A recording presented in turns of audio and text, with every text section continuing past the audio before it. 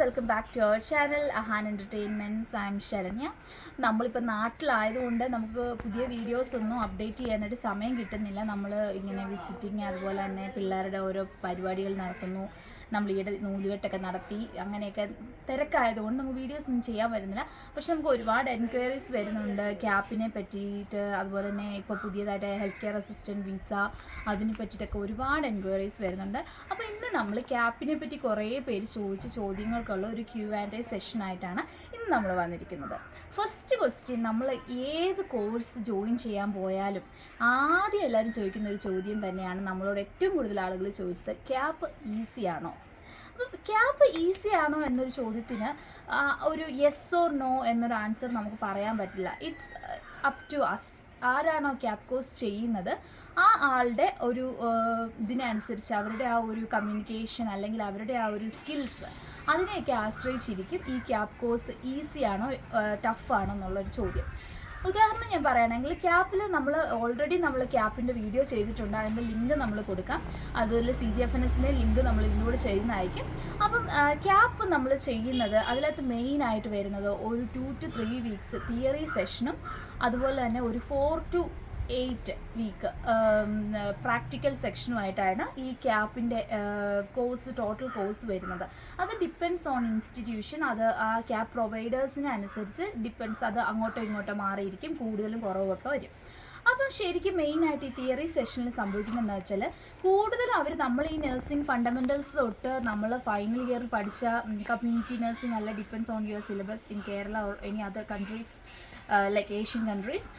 ആ ഒരു സിലബസ് അനുസരിച്ചുള്ള മുഴുവൻ കാര്യങ്ങളും ഇവർക്ക് ഈ ഒരു 2 വീക്ക് സെഷനിൽ ഡിസ്കസ് ചെയ്യാൻ പറ്റില്ല. അത് നമുക്കറിയാവുന്ന കാര്യം. നമ്മൾ 4 വർഷം പഠിച്ച കാര്യങ്ങൾ 2 ഇയേഴ്സിൽ ഡിസ്കസ് ചെയ്യാൻ പറ്റില്ല.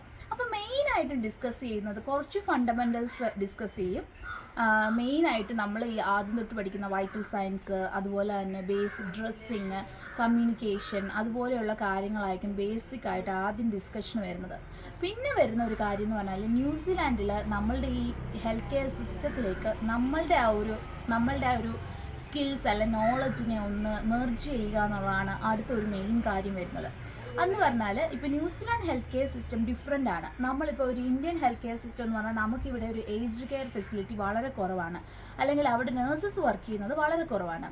നമുക്ക് കൂടുതലും അക്യൂട്ട് കെയർ ഹോസ്പിറ്റലുകളാണുള്ളത്. അപ്പോൾ നമ്മൾ മെയിനായിട്ട് നമ്മളൊരു ഇന്ത്യൻ നേഴ്സ് എന്ന് പറയുമ്പോൾ നമ്മൾ അഡാപ്റ്റ് ചെയ്യേണ്ട ഒരു സിറ്റുവേഷൻ എന്ന് പറഞ്ഞാൽ ഈ ഏജ്ഡ് കെയർ സിസ്റ്റത്തിൽ വർക്ക് ചെയ്യുക എന്നുള്ളതാണ്. നമ്മളൊരു പനി വന്നാൽ, അല്ലെങ്കിൽ ഒരു ജലദോഷം വന്നാൽ, പ്രായമുള്ള ആളുകൾ ആദ്യം നമ്മൾ കൊണ്ടുവന്ന ഒരു അക്യൂട്ട് കെയർ സെറ്റിങ്ങിലാണ്.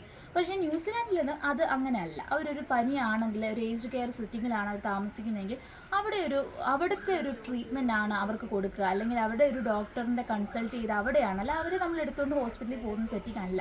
അപ്പം നമ്മൾ ആദ്യം ഈ ഒരു സിസ്റ്റത്തിൽ അഡാപ്റ്റ് ചെയ്യാനാണ് ആദ്യം ഈ ക്യാപ്പിൽ നമ്മളെ ഹെൽപ്പ് ചെയ്യുന്നത് മെയിനായിട്ട്. അപ്പോൾ അവരോട് കമ്മ്യൂണിക്കേഷൻ, അല്ലെങ്കിൽ നമുക്ക് ഫിസിക്കൽ അസസ്മെൻറ്റ്, അതൊക്കെയാണ് മെയിനായിട്ട് വരുന്നത്. അപ്പോൾ അതൊക്കെ കുറേ ഡിസ്കസ് ചെയ്യും. പിന്നെ മറ്റൊരു വലിയൊരു കൺസെപ്റ്റ്, നമ്മൾ ആക്സെപ്റ്റഡ് ആവുന്ന ഒരു concept ethical aspects in nursing ആണ്.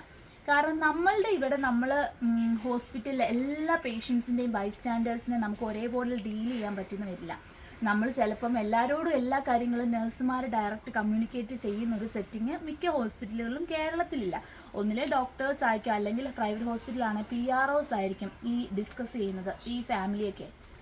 പക്ഷെ നമ്മൾ ന്യൂസിലാൻഡിൽ വരുമ്പോൾ നമ്മൾ നേഴ്സസ് എന്ന് പറഞ്ഞാൽ നമ്മൾ ഒരു കമ്മ്യൂണിക്കേഷൻ, നമ്മളാണ് ഫാമിലിയായിട്ട് മിക്ക കാര്യങ്ങളും കമ്മ്യൂണിക്കേറ്റ് ചെയ്യുന്നത്. അത് കമ്മ്യൂണിക്കേറ്റ് ചെയ്തില്ലെങ്കിൽ അതിന് ഒരുപാട് എത്തിക്കൽ ആൻഡ് ലീഗൽ ആസ്പെക്ട്സ് ഉണ്ട്. അപ്പോൾ അതൊക്കെയാണ് മെയിനായിട്ട് നമ്മൾ ഈ ക്യാപ്പിൽ ഡിസ്കസ് ചെയ്യുന്നത്.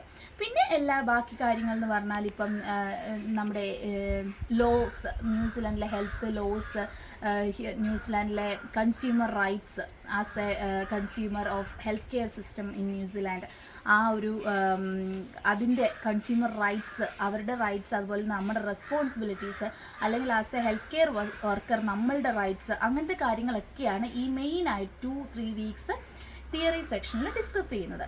അതിന് കഴിയുമ്പം നമുക്ക് ഇതെല്ലാം നമ്മളുടെ എൻറ്റയർ നഴ്സിംഗ് എല്ലാ ആ ഒരു സെക്ടറിൽ നിന്നെല്ലാം ഓരോരോ ചോദ്യങ്ങളൊക്കെ വെച്ച് ഒരു എക്സാം കാണും. മിക്ക ഇൻസ്റ്റിറ്റ്യൂഷനിലും ആ ഒരു എക്സാം കാണും. അതിന് മെയിനായിട്ട് അവർ പറയുന്ന ഒരു 50% എബോവ് നമ്മൾ വാങ്ങിക്കുക, പാസ്സാകുക എന്നുള്ളതാണ്. അത് ഈ നഴ്സിംഗ് നമ്മൾ 4 ഇയർ നഴ്സിംഗ് BSc നഴ്സിംഗ് പഠിച്ച ആർക്കും ഈസി ആയിട്ട് പാസ്സാവുന്നതാണ് ഈ 50% എന്ന് പറഞ്ഞാൽ. കാരണം അത് നമ്മൾ ഭയങ്കരമായിട്ട് തിയറി കാണാൻ പഠിച്ചതിൽ നിന്ന് ചോദിക്കുന്ന ചോദ്യങ്ങളല്ല, നമ്മളുടെ ബേസിക് നഴ്സിംഗ് എക്സ്പീരിയൻസിൽ നിന്നുള്ള ചോദ്യങ്ങൾ. പിന്നെ ഈ എത്തിക്കൽ അല്ലെ ലീഗൽ ആസ്പെക്ട്സ്, ഈ 2 ആഴ്ച നമ്മൾ ഡിസ്കസ് ചെയ്ത ഇതിൽ നിന്നുള്ള ചോദ്യങ്ങളായിരിക്കും. പിന്നെ വരുന്ന ഒരു ഡ്രഗ് കാൽക്കുലേഷനാണ്. അത് ഈ പറഞ്ഞ പോലെ നമ്മൾ ഗ്രാം മില്ലിഗ്രാം ആക്കുക, അല്ലെങ്കിൽ ഇൻഫ്യൂഷൻ ഡ്രോപ്സ് കാൽക്കുലേറ്റ് ചെയ്യുക.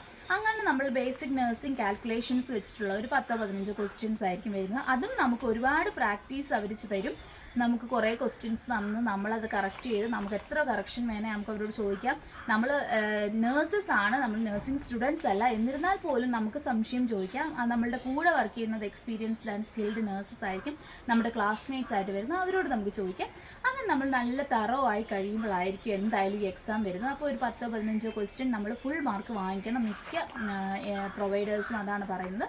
അതും നമുക്ക് ഈസി ആയിട്ട് ഒറ്റ സ്ട്രെച്ചിൽ തന്നെ വാങ്ങിക്കാവുന്നതാണ്. അതാണ് മെയിനായിട്ട് തിയറി സെക്ഷൻ വരുന്നത്. ഇനി പ്രാക്ടിക്കൽ സെഷൻ, പ്രാക്ടിക്കലാണ് ഇതിൻ്റെ ഏറ്റവും മെയിനായിട്ട് വരുന്നത്. കാരണം അവിടെയാണ് നമ്മൾ എന്താണ് ആക്ച്വലി നമ്മളുടെ നഴ്സിംഗ് ന്യൂസിലാൻഡിലേക്ക് നമ്മൾ മെർജ് ആവുന്ന ഒരു സിറ്റുവേഷൻ എന്ന് പറയുന്നത് ഈ പ്രാക്ടിക്കൽ സെഷനാണ്. മെയിനായിട്ട് ഹോസ്പിറ്റൽ അല്ലെങ്കിൽ ഏജ്ഡ് കെയറിലായിരിക്കും നമുക്ക് പോസ്റ്റിംഗ് കിട്ടുന്നത്. അപ്പം നമുക്കൊരു പ്രിസെപ്റ്റർ ഉണ്ടാവും. പ്രിസെപ്റ്റർ എന്ന് പറഞ്ഞാൽ ഒരു സീനിയർ, അവിടുത്തെ ഒരു സീനിയർ നേഴ്സ് അല്ല ചിലപ്പോൾ ക്ലിനിക്കൽ നേഴ്സ് ലീഡർ ആയിരിക്കും നമ്മുടെ പ്രിസെപ്റ്ററായിട്ട് വരുന്നത്. അത് ഡിപ്പെൻസ് ആണ് അവരുടെ ഇൻസ്റ്റിറ്റ്യൂഷണൽ സെറ്റിംഗ് വെച്ചിട്ടാണ്. അപ്പം അങ്ങനെ വരുമ്പം നമുക്ക് അവർ നമ്മളുടെ കൂടെ, അവരുടെ കൂടെ ആയിരിക്കും എൻറ്റയർ നമ്മളുടെ പോസ്റ്റിങ്, നമ്മളുടെ എല്ലാ ഷിഫ്റ്റും മിക്കവാറും അവരുടെ കൂടെ ആയിരിക്കും. ഇൻ കേസ് അവരില്ല എന്നുണ്ടെങ്കിൽ വേറൊരു സീനിയർ സ്റ്റാഫിനെ നമുക്ക് അസൈൻ ചെയ്യും. അപ്പോൾ അവർ നമ്മളെ ഒബ്സർവ് ചെയ്യും. ആസ് എ നേഴ്സാണ് നമ്മളെ ഒബ്സർവ് ചെയ്യുന്നത്. ആസ് എ നഴ്സിംഗ് സ്റ്റുഡൻ്റ് അല്ല, നമ്മളൊരു നേഴ്സ് ആണെന്നുള്ള എപ്പോഴും ആ ഒരു ലെവലിലായിരിക്കും നമ്മളെ അവർ അസസ് ചെയ്യുന്നത്.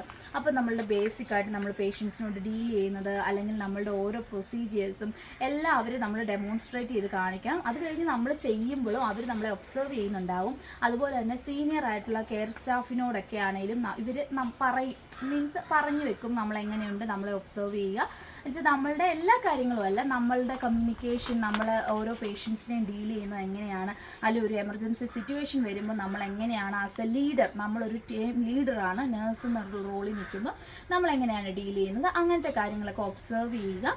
അതുപോലെ തന്നെ നമ്മൾ മെഡിക്കേഷൻ അഡ്മിനിസ്റ്റർ ചെയ്യുമ്പോൾ നമ്മൾ എല്ലാ റൈറ്റ്സ് 5 റൈറ്റ്സ് പ്ലസ് ബാക്കി എക്സ്ട്രാ റൈറ്റ്സ് എല്ലാം ചെക്ക് ചെയ്യുക. അതുപോലെ തന്നെ റൈറ്റ്സിൻ്റെ കാര്യം വരുമ്പോൾ നമ്മൾ മെയിനായിട്ട് ഒരു റൈറ്റ്സ് നമ്മൾ ഇപ്പം നാട്ടിലൊക്കെ നമ്മൾ പൊതുവേ ഗുളിക വേണ്ടെന്ന് പറഞ്ഞാലും എങ്ങനെയും പൊടിച്ചോ എങ്ങനെയും ഒക്കെ നമ്മൾ കൊടുക്കും. പക്ഷേ ഇപ്പം നമ്മളൊരു ഇംഗ്ലീഷ് ഒരു കൺട്രിയിലെ സെറ്റിംഗ് എന്ന് പറഞ്ഞാൽ റൈറ്റ് ടു റെഫ്യൂസ് എന്ന് പറഞ്ഞാൽ വലിയൊരു ഇതാണ്. അതൊരു റൈറ്റ് ടു റെഫ്യൂസ്. അവർ ഒരു മെഡിക്കേഷൻ, എനിക്ക് പാരസിറ്റമോൾ വേണ്ട, എനിക്കിപ്പോൾ വേദന ഇല്ല, അല്ലെങ്കിൽ എനിക്ക് പനിയില്ല, പാരസിറ്റമോൾ വേണ്ട എന്ന് പറഞ്ഞാൽ അവർ വളരെ അറിയാം അവർക്ക് അവരുടെ സിറ്റുവേഷൻ, എനിക്ക് പാരസിറ്റമോളിൻ്റെ ആവശ്യം ഇപ്പോൾ ഇല്ല എന്നുള്ളത്. അപ്പോൾ നമ്മൾ അങ്ങനെ ഒരു കാര്യം വരുമ്പോൾ നമുക്ക് റൈറ്റ് റിഫ്യൂസ് ചെയ്താം. പക്ഷേ അതേസമയം ഇപ്പം ഒരു തീരെ ഉറക്കമില്ലാത്ത പേഷ്യൻ്റാണ്, അല്ല അവർ ഭയങ്കര ഈ ആൻറ്റിസൈക്കോട്ടിക് കഴിക്കുന്നതാണ്, അവർ തീരെ എനിക്ക് വേണ്ട എന്ന് പറഞ്ഞാൽ ഉടനെ നമുക്ക് ആ റൈറ്റ് റിഫ്യൂസ് അക്സെപ്റ്റ് ചെയ്യുന്നതിന് വരെ നമ്മൾ പിന്നെ 2-3 പ്രാവശ്യം അങ്ങനെ അവരെ അപ്രോച്ച് ചെയ്യണം. അപ്പോൾ ഇത് ഞാൻ പറയാൻ കാരണം നമ്മൾ ഈ റൈറ്റ്സ് പറഞ്ഞ കൂട്ടപ്പത്ത് പറഞ്ഞാണ്. അപ്പോൾ അങ്ങനെ കാര്യങ്ങൾ നമ്മുടെ മെഡിക്കേഷൻ അഡ്മിനിസ്ട്രേഷൻ നമ്മളുടെ സ്കില്ല് ഇങ്ങനെ റൈറ്റ് ടു റിഫ്യൂസ് ഉണ്ടെങ്കിലും നമ്മളത് ചില മെഡിക്കേഷനൊക്കെ അഡ്മിനിസ്റ്റർ ചെയ്യാതിരിക്കാൻ പറ്റാതെ വരുമ്പോൾ നമ്മളുടെ ആ ഒരു സ്കില്ല് അവരെ കമ്മ്യൂണിക്കേറ്റ് ചെയ്ത് അവർ അക്സെപ്റ്റ് ചെയ്യുന്ന ആ ഒരു സിറ്റുവേഷൻ അതെല്ലാം അവർ അസസ് ചെയ്യും. പിന്നെ ഏറ്റവും മെയിനായിട്ട് നമ്മൾ മെഡിക്കേഷൻ എറർ വരുത്താതിരിക്കുക. എല്ലാം നോക്കി പേഷ്യൻ്റ് ID നോക്കി എല്ലാ റൈറ്റ്സും ചെക്ക് ചെയ്ത് നമ്മൾ മെഡിക്കേഷൻ കൊടുക്കുക. പിന്നെ വരുന്നത് നമ്മളിപ്പം ഒരു പേഷ്യൻ്റ് 1 അസിസ്റ്റ് വിത്ത് വോക്കർ ആണ്, അല്ല 2 അസിസ്റ്റ് വിത്ത് വോക്കർ എന്നാണ് ആ പേഷ്യൻറ്റിൻ്റെ ഫിസിയോ അല്ലെങ്കിൽ GP അല്ലെങ്കിൽ ഓൾറെഡി ഉള്ള അസസ്മെൻറ്റ് വെച്ച് അവർ പോകുന്നത്. അപ്പോൾ നമ്മൾ വിചാരിക്കുകയാണ് ഈ പേഷ്യൻറ്റിന് 2 പേരുടെ അസിസ്റ്റൻസ് വേണ്ട, എൻ്റെ മാത്രം അസിസ്റ്റൻസ് മതി എന്ന് പറഞ്ഞ് നമ്മൾ നടത്താൻ പോവുകയാണ്. അങ്ങനെ നടത്തുമ്പം ജസ്റ്റ് നമുക്ക് പറയാൻ പറ്റില്ല, ചിലപ്പോൾ അവർ നടക്കുമായിരിക്കും. പക്ഷേ ജസ്റ്റ് ഇൻ കേസ് അവർ വീഴുവാണ്, അവർക്ക് എന്തെങ്കിലും പറ്റുവാണെങ്കിൽ അത് നമ്മളുടെ ഒരു ഹെൽത്ത് ആൻഡ് സേഫ്റ്റി, നമ്മളുടെ ഒരു അസസ്മെൻ്റ് അല്ലെ, നമ്മൾ ഓൾറെഡി അവിടെ ഒരു അസസ്മെൻറ്റ് ഉണ്ടായിരുന്നു, നമ്മളത് ശ്രദ്ധിച്ചില്ല എന്നൊരിത് വരും. അപ്പോൾ അങ്ങനത്തെ കാര്യങ്ങളൊന്നും വരുത്താതെ മാക്സിമം അവർ ഹെൽത്ത് ആൻഡ് സേഫ്റ്റി എല്ലാം നമ്മൾ നോക്കി പേഷ്യൻ്റ് എപ്പോഴും സേഫാണ് എന്ന് വരുത്തുക. അതുപോലെ തന്നെ അങ്ങനത്തെ കാര്യങ്ങളൊക്കെ ശ്രദ്ധിക്കുക. നന്നായിട്ട് ഈ റെസിഡൻസ് അല്ലെ പേഷ്യൻസിനോടും ഫാമിലിയോടും നമ്മൾ ടീം മെമ്പേഴ്സിനോടും കമ്മ്യൂണിക്കേറ്റ് ചെയ്യുക. ഇങ്ങനത്തെ കാര്യങ്ങളൊക്കെ നമ്മൾ ചെറിയ ചെറിയ കാര്യങ്ങളായിട്ട് നമുക്ക് തോന്നും, പക്ഷേ ഇതൊക്കെ ശ്രദ്ധിച്ചാൽ മതി, നമ്മൾ ക്യാപ്പ് നന്നായിട്ട് പാസ്സാകും. പിന്നെ വരുന്ന മെയിൻ അസസ്മെൻറ്റ് എന്ന് പറഞ്ഞാൽ നമ്മളുടെ നഴ്സിംഗ് കൗൺസിലിൻ്റെ ഡൊമൈൻസ് ഓഫ് നഴ്സിംഗ് പ്രാക്ടീസ് നമ്മൾ അതിൻ്റെ കോമ്പിറ്റൻസി അസസ്മെൻറ്റ് കംപ്ലീറ്റ് ചെയ്യുക എന്നുള്ളതാണ്. അതിപ്പം നമ്മൾ ക്യാപ്പിൻ്റെ മുമ്പത്തെ വീഡിയോയിൽ പറഞ്ഞിട്ടുണ്ട്, എക്സാമ്പിൾസ് ഒക്കെ എഴുതുന്നത്.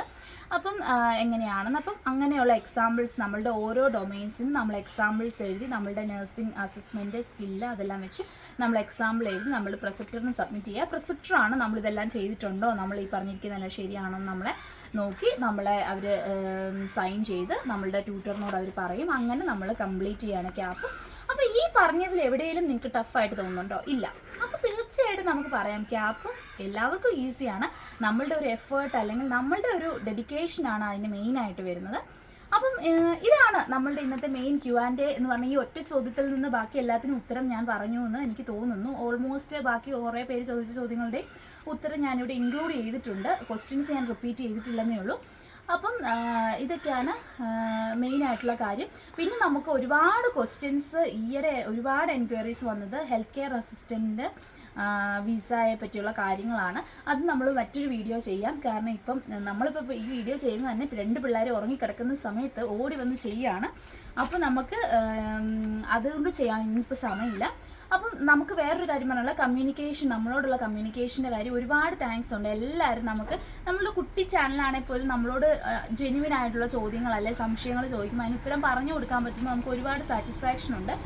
നമ്മൾ അപ്പം ഇനി പക്ഷെ നമുക്കൊരു കമ്മ്യൂണിക്കേഷൻ കുറച്ചുകൂടി ഈസി ആക്കാനായിട്ട് നമുക്ക് യൂട്യൂബിൽ കമൻറ്റ് ചെയ്തതിന് പകരം അല്ലെങ്കിൽ നമ്മളുടെ വാട്സപ്പ് നമ്പറിൽ ഓട്ടോ പോകുന്ന സൗണ്ട് നമ്മൾ വാട്സപ്പ് നമ്പർ കൊടുത്തിട്ടുണ്ട്. പക്ഷേ വാട്സപ്പ് നമ്പർ ആണെങ്കിലും എൻ്റെ ഹസ്ബൻഡാണ് വാട്സപ്പ് നമ്പർ ഡീൽ ചെയ്യുന്നത്. അപ്പോൾ പുള്ളിക്ക് ഈ നഴ്സിംഗ് റിലേറ്റഡ് ക്വസ്റ്റ്യൻ ചോദിക്കുമ്പോൾ എല്ലാവരോടും ഉത്തരം പറയാൻ പറ്റില്ല, പിന്നെ എന്നോട് വന്ന് ചോദിക്കണം.